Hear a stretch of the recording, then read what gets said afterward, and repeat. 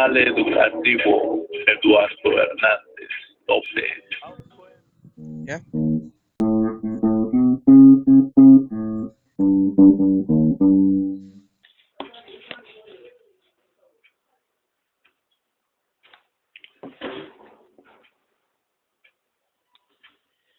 Muy bien, bueno, pues entonces continuamos aquí con el análisis, unos comentarios y análisis acerca de la obra de Octavio Paz, El laberinto de la soledad, este ensayo tan importante para la historia contemporánea de México, de los mexicanos también. Y bueno, terminamos la vez pasada, nos quedamos en los hábiles subterfugios de nuestra impotencia creadora, ¿verdad? Entonces dice que mi pregunta, como las de los otros, se me aparecía así como un pretexto de mi miedo a enfrentarme con la realidad. Y todas las especulaciones sobre el pretendido carácter de los mexicanos, hábiles subterfugios de nuestra impotencia creadora. Bueno, ya habíamos explicado un poco acerca de estos subterfugios, ¿verdad? Habíamos dicho que son una especie de excusa, es como una excusa, pero digamos que es como bien maquinada, una excusa muy, muy, muy detallada de forma de hacerla parecer real. Una hábil excusa, entonces le podríamos poner. Dice, creía, como Samuel Ramos, que el sentimiento de inferioridad influye en nuestra predilección por el análisis. Aquí cree Octavio Paz, como Samuel Ramos, dice que el sentimiento de inferioridad influye en nuestra predilección por el análisis. Entonces, y que hay una escasez de creaciones, así que la escasez de nuestras creaciones. Entonces aquí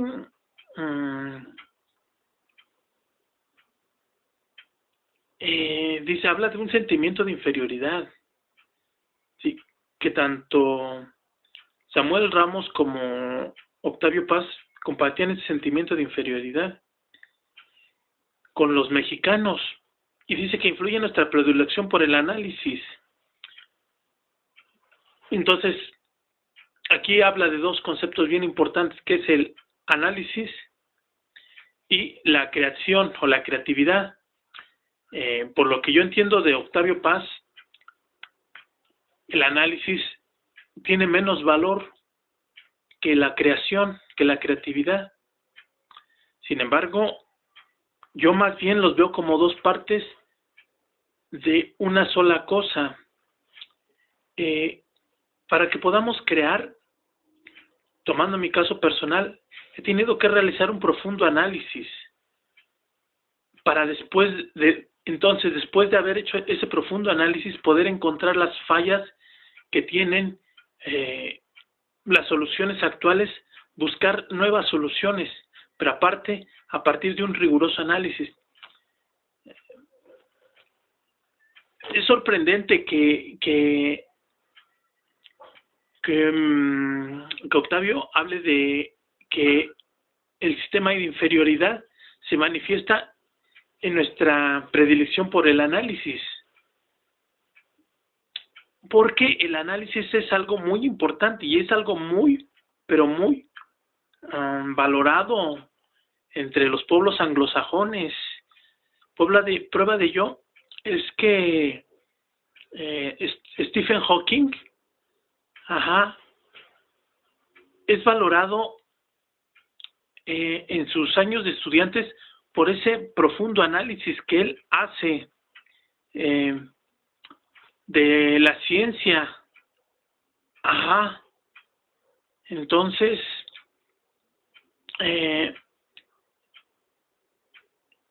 y de allí es donde se empieza a detectar el gran valor que posee Stephen Hawking como una de las mentes más brillantes de nuestro siglo. Ajá, incluso algunos la han llamado la inteligencia más grande o el hombre más inteligente del mundo. Ajá. Y sus maestros hacen énfasis en en que de sus años de estudiante lo ven con una gran capacidad de análisis y de allí lo valoran con un gran futuro en la ciencia, como un genio. Voy a darles otro ejemplo, que es uno de mis pues maestros, una persona a quien yo he estudiado mucho, que he seguido de cerca su trabajo, que es Albert Einstein. Entonces, Albert Einstein tenía una gran capacidad del análisis. Es más, fue su capacidad para hacer el análisis del tiempo, del espacio, ajá, y que pudo crear él y pudo desarrollar la teoría de la relatividad, ajá, modificando el tiempo y el espacio y manteniendo constante la velocidad de la luz. Entonces, si es cierto entonces que existe una gran capacidad de análisis entre los mexicanos, de así como lo dice Octavio Paz, entonces no debería de ser un sentimiento de inferioridad, sino al contrario, ese defecto debería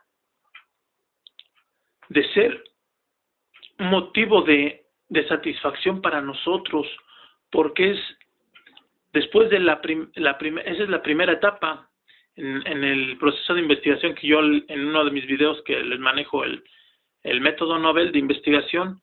En la primera etapa es el análisis de los datos, ¿sí? Y entre mejor sea el análisis, entre más profundo sea ese análisis, mejor estará realizada esa etapa. Entonces, y más bien yo la considero como una etapa necesaria y que se debe realizar antes del aspecto creativo. Ajá.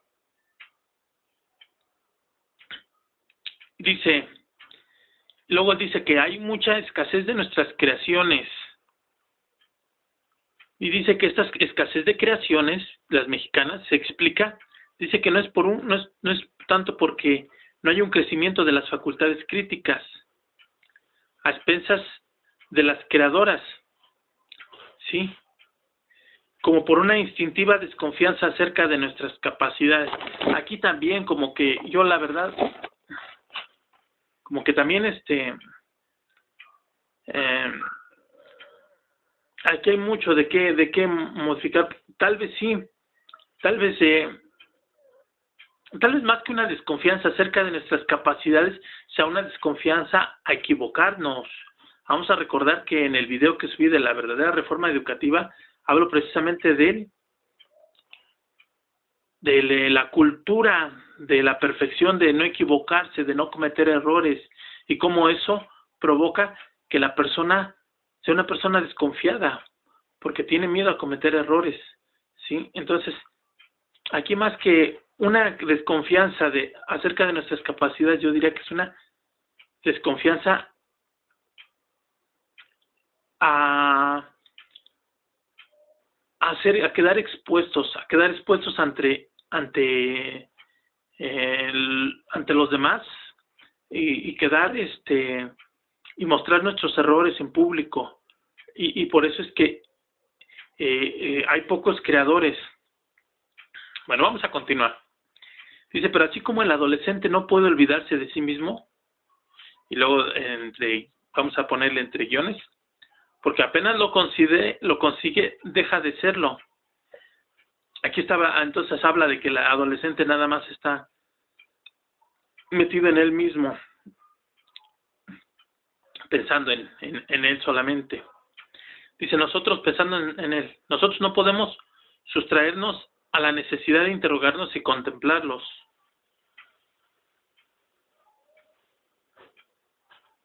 Y luego hay otra cosa que él confunde, o bueno, dice, no quiero decir que el mexicano sea por naturaleza crítico. Entonces, hablando primero dice que el mexicano es por naturaleza, o da a entender, yo concluyo de sus frases anteriores, que él está dando que el mexicano es por naturaleza analítico. y ahora dice que el mexicano es por naturaleza crítico. Entonces, hay que separar. Un creativo puede ser analítico y no necesariamente crítico, ¿sí? Un crítico es aquel que busca las fallas del sistema, busca las fallas de la creación, de la obra que está ante sus ojos. Busca sus fallas, ¿sí? Pero no para mejorarlas, ¿sí? El crítico se queda solamente allí, en crítico. De otra manera, sería creativo al encontrar soluciones a lo que critica. Entonces, yo diciendo aquí de Octavio, yo creo que crítica y análisis son cosas muy diferentes. El que critica puede ser análisis, pero el que hace análisis no necesariamente tiene que criticar. O sea, el análisis es más completo. La crítica es una de las partes que involucra el análisis, pero creo que el análisis es más allá. Creo que el análisis engloba a la crítica, ¿sí? Sin embargo, no son sinónimos, ¿verdad? Y también dice que el mexicano, entonces dice, no quiero decir que el mexicano sea por naturaleza crítico, sino que atraviesa una etapa reflexiva. Dice, es natural que después de la fase explosiva de la revolución, aquí ya está él explicando por qué habla de la etapa reflexiva. Dice que el mexicano se recoja en sí mismo y un momento se contemple. Las preguntas que todos nos hacemos ahora probablemente resulten incomprensibles dentro de 50 años. Nuevas circunstancias tal vez produzcan reacciones nuevas. No toda la población que habita nuestro país es objeto de mis reflexiones, ¿sí? Dice que es un grupo concreto, constituido por esos que por razones diversas tienen conciencia de su ser en tanto que son mexicanos, ¿sí? Entonces tienen conciencia de su ser debido a su conciencia de ser mexicanos. Pero dice que contra lo que se cree, este grupo es bastante reducido, porque en nuestro territorio conviven no solo distintas razas, ¿sí?, y lenguas, sino varios niveles históricos, ¿sí? Dice que hay quienes viven antes de la historia. Pues me imagino que la historia documentada, que es la historia que se dio en la conquista, que se empezó a documentar todo, aunque ya hay que tener, hay que recordar que ya había códices donde se llevaba la historia, ¿sí? Entonces, hay quienes viven antes de la historia. Otros, como los otomís, desplazados por sucesivas invasiones, viven al margen de ella. Bueno, los otomís, tengo entendido que acá por el Valle del Mezquital existen otomís. Yo soy de Pachuca, de Hidalgo, entonces, pues, he oído hablar de ellos. Son gente cercanas aquí a estas tierras. Dice que sin acudir a estos extremos, varias épocas se enfrentan, se ignoran o se entredevoran sobre una misma tierra, o separadas. Estas épocas separadas por apenas por unos kilómetros. Dice que bajo un mismo cielo, con héroes, costumbres, calendarios y nociones morales diferentes, viven católicos de Pedro el Ermitaño y jacobinos del área terciaria. Entonces, hay todo tipo de personajes. Dice que las épocas viejas nunca desaparecen completamente. Y todas las heridas, dice, aún las más antiguas, manan sangre todavía. Dice que a veces, como las pirámides precortesianas que ocultan casi siempre otras, en una sola ciudad o en una alma se mezclan y superponen nociones y sensibilidad enemigas o distantes. La minoría de mexicanos que poseen conciencia de sí no constituye una clase inmóvil o cerrada. Ajá.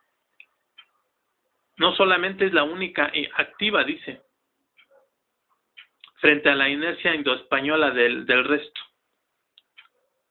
sino que cada día modela más el país a su imagen y crece y conquista a México. Dice, todos pueden llegar a sentirse mexicanos. Basta, por ejemplo, con que cualquiera cruce la frontera para que oscuramente se haga las mismas preguntas que se hizo Samuel Ramos en el perfil del hombre y la cultura en México. Y debo confesar, dice Octavio Paz, que muchas de las reflexiones que forman parte de este ensayo nacieron fuera de México durante 2 años de estancia en los Estados Unidos.